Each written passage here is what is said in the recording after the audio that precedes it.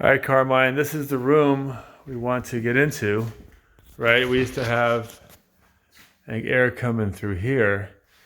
So can't we branch off one of this duct here, or even the guy over there? That feeds, I guess, that office back there. Can't we branch off that to get into this room here?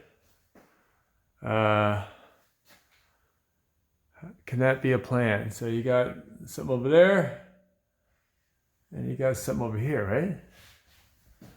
Back up here too. Okay, so they don't care if it's Frankenstein. They just want to get it done. So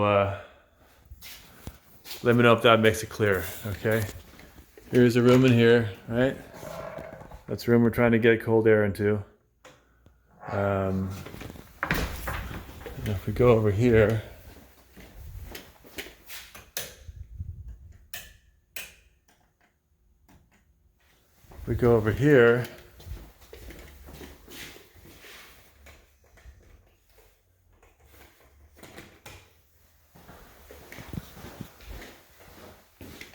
this room here has air right there, right? We're trying to go into that room. So where is that duct? Well, isn't that?